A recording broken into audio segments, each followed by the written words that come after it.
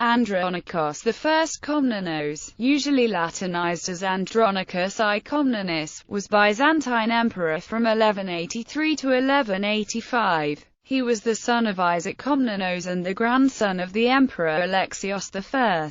Biography. Early years. Andronikos Komnenos was born around 1118. He was handsome and eloquent, active, hardy, courageous, a great general and an able politician, but also licentious. His early years were spent alternately in pleasure and in military service. In 1141 he was taken captive by the Seljuk Turks and remained in their hands for a year. On being ransomed, he went to Constantinople, where he was held at the court of his cousin, the Emperor Manuel I Komnenos, to whom he was a great favorite. Here the charms of his niece, Eudoxia, attracted him and she became his mistress. In 1152, accompanied by Eudoxia, he set out for an important command in Cilicia. Failing in his principal enterprise, an attack upon Mopsuestia, he returned but was again appointed to the command of a province. This second post he seems also to have left after a short interval, for he appeared again in Constantinople, and narrowly escaped death at the hands of the brothers of Eudoxia. Exile. About 1153, a conspiracy against the emperor in which Andronikos participated was discovered, and he was thrown in prison. After repeated unsuccessful attempts, he escaped in 1165. After passing through many dangers, including captivity in Vlach territory, he reached Kiev, where his cousin Yaroslav Osmomis of Galicia held court. While under the protection of Yaroslav, Andronikos formed an alliance with the Emperor Manuel I, and with a Galician army he joined Manuel in the invasion of Hungary, assisting at the siege of Semlin. The campaign was successful, and Andronikos returned to Constantinople with Manuel I in 1168. A year later, however, Andronikos refused to take the oath of allegiance to the future king Beirkutale III of Hungary, whom Manuel desired to become his successor. Andronikos was removed from court but received the province of Cilicia. Still under the displeasure of the emperor, Andronikos fled to the court of Raymond, Prince of Antioch. While residing here he captivated and seduced the beautiful daughter of the prince, Philippa, sister of the Empress Maria. The emperor was again angered by this dishonor, and Andronikos was compelled to flee. He took refuge with King Amalric I of Jerusalem, whose favor he gained, and who invested him with the lordship of Beirut. In Jerusalem he saw Theodora Komnena, the beautiful widow of King Baldwin III and niece of the Emperor Manuel. Although Andronikos was at that time 56 years old, age had not diminished his charms, and Theodora became the next victim of his artful seduction. To avoid the vengeance of the emperor, she fled with Andronikos to the court of Nur ad-Din, the Sultan of Damascus. Feeling unsafe there, they continued their perilous journey through the Caucasus and Anatolia. They were well received by King George III of Georgia, whose anonymous sister had probably been the first wife of Andronikos. Andronikos was granted estates in Kakheta, in the east of Georgia. In 1173 or 1174, he accompanied the Georgian army on an expedition to Shirvan up to the Caspian shores, where George recaptured the fortress of Shabaran from the invaders from Darband for his cousin, the Shirvan Shah Aksatanai. Finally, Andronikos and Theodora settled in the ancestral lands of the Komnēnós, on the shores of the Black Sea, between Trebizond and Sinope. While Andronikos was on one of his incursions into Trebizond, his castle was surprised by the governor of that province,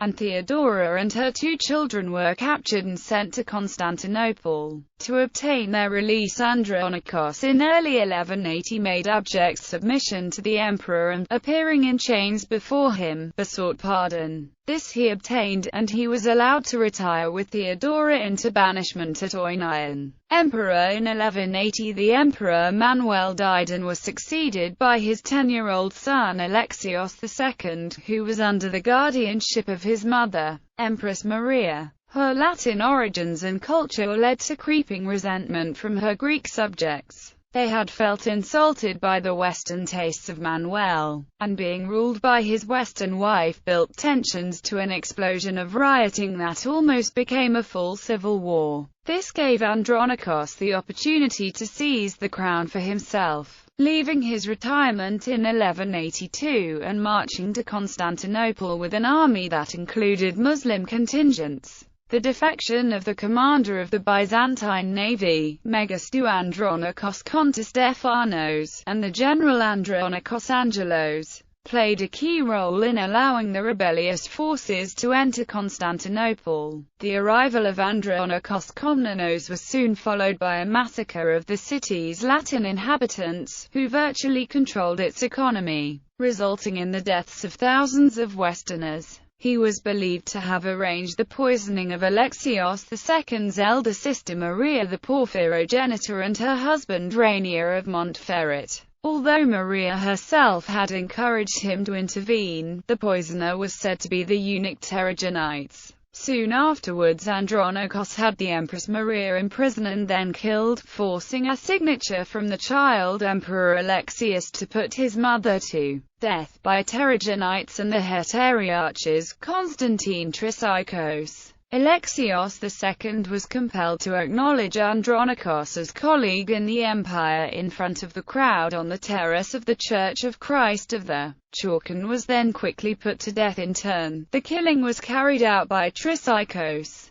Theodore Dadybrenis, and Stephen Christophorites. In 1183, Andronikos married 12-year-old Agnes of France, daughter of King Louis VII of France and his third wife Adele of Champagne. Agnes had been betrothed to Alexios II. By November 1183, Andronikos had associated his younger legitimate son John Komnēnós on the throne. In 1184, a Venetian embassy visited Constantinople, and an agreement was reached that compensation of 1,500 gold pieces would be paid for the losses incurred in 1171. The reign of Andronikos was characterized by his harsh measures. He resolved to suppress many abuses but above all things to check feudalism and limit the power of the nobles, who were rivals for his throne. The people, who felt the severity of his laws, at the same time acknowledged their justice and found themselves protected from the rapacity of their superiors,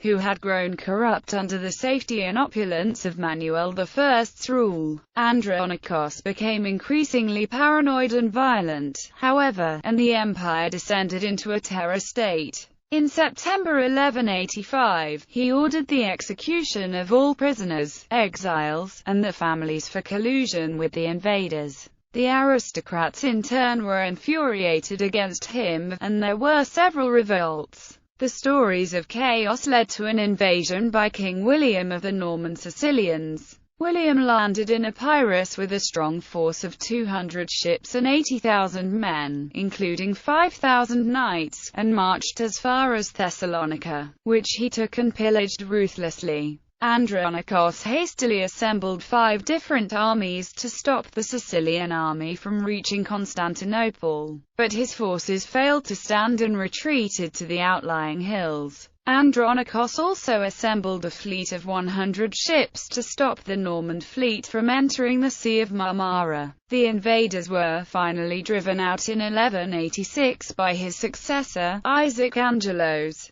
Death. Andronikos seems then to have resolved to exterminate the aristocracy, and his plans were nearly successful. But on September 11, 1185, during his absence from the capital, Stephen Christophorites, his lieutenant, moved to arrest Isaac Angelos, whose loyalty was suspect. Isaac killed Christophorites and took refuge in the church of Hagia Sophia. He appealed to the populace, and a tumult arose that spread rapidly over the whole city. When Andronikos arrived, he found that Isaac had been proclaimed emperor. The deposed emperor attempted to escape in a boat with his wife Agnes and his mistress, but they were captured. Isaac handed him over to the city mob, and for 3 days he was exposed to their fury and resentment, remaining for that period tied to a post and beaten. His right hand was cut off, his teeth and hair were pulled out, one of his eyes was gouged out, and, among many other sufferings,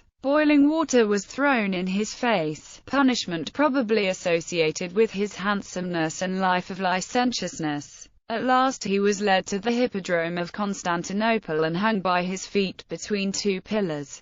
2 Latin soldiers competed as to whose sword would penetrate his body more deeply, and he was, according to the representation of his death, torn apart. He died on September 12, 1185. At the news of the emperor's death, his son and co-emperor John was murdered by his own troops in Thrace. Andronikos I was the last of the Komnenoi to rule Constantinople, although his grandsons Alexios and David founded the Empire of Trebizond in 1204. Their branch of the dynasty was known as the Great Komnenoi family. Andronikos I Komnenos was married twice and had numerous mistresses. By his first wife, whose name is not known, he had 3 children: Manuel Komnenos, the father of Alexios I, and David Komnenos, the founders of the Empire of Trebizond. John Komnēnós, who was co-emperor with his father from 1183 to 1185 and was killed in that year. Maria Komnena. By his mistress Theodora Komnena, Andronikos I had the following children: Alexios Komnenos, an alleged forefather of the Georgian noble family of Andronikashvili; Irene Komnena, who was briefly married to Alexios Komnenos, a son of Emperor Manuel I Komnenos by Theodora Betatsina. Portrayal in fiction. Andronikos is the main protagonist in Michael Arnold's Against the Fall of Night, as well as on Flacho's Their Most Serene Majesties. He is mentioned in the Louis L'Amour medieval historical novel, The Walking Drum. He is among the main characters of the historical novel Agnes of France by Greek writer Kostas Kyriais. The novel describes the events of the reigns of Manuel I, Alexios II and Andronikos I through the eyes of Agnes. The novel ends with the death of Andronikos. Andronikos was portrayed in the novel Bordellino by Umberto Eco, with much detail being given to his grisly end.